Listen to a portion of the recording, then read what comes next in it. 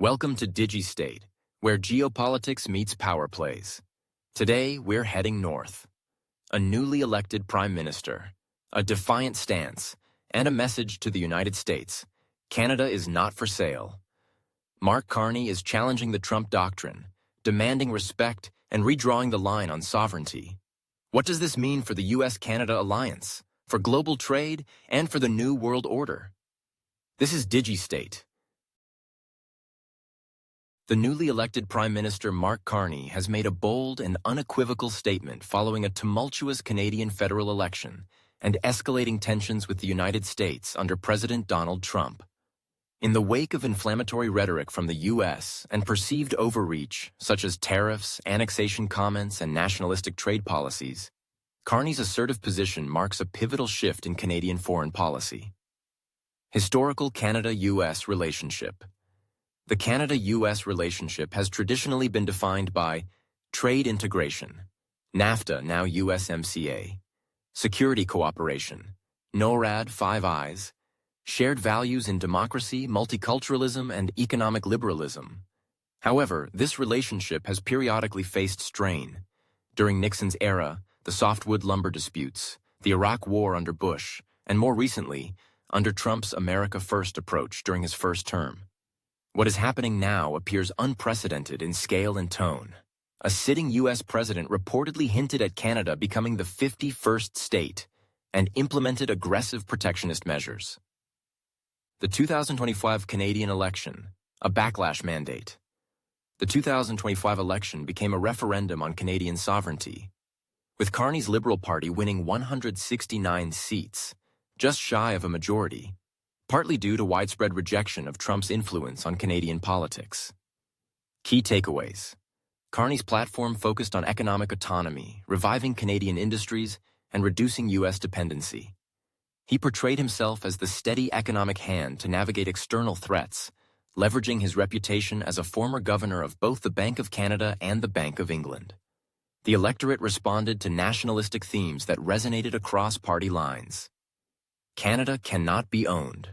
Carney's sovereignty doctrine.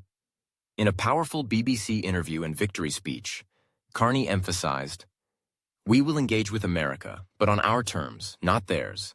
That will never, ever happen," in reference to Trump's assertion that America could own Canada. This rhetoric positions Carney as the guardian of national integrity, essentially issuing a warning to the U.S. that Canada expects respect, not subjugation.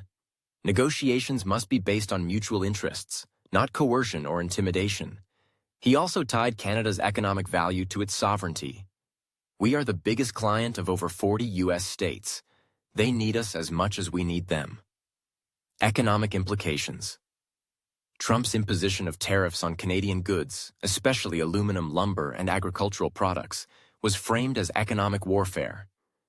Carney's response includes seeking alternative trading partners, e.g., Europe, Asia, investing in Canadian self-sufficiency, energy, technology, de-risking supply chains from U.S. dominance. This signals a gradual decoupling strategy.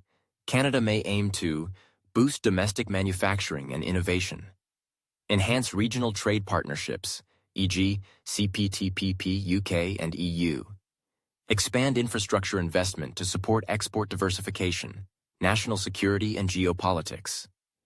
Under Carney, Canada is likely to reaffirm commitment to NATO and multilateralism, push back against American unilateralism, increase defense spending not to please the U.S., but to strengthen independent capacity, position itself as a middle power buffer in great power rivalries. This also means less willingness to follow U.S. foreign policy blindly, be it on China, Ukraine, or the Middle East. Diplomatic shifts and international image. Carney's statements enhance Canada's image as a sovereign, assertive state, a voice of moderation in contrast to Trump's unpredictability.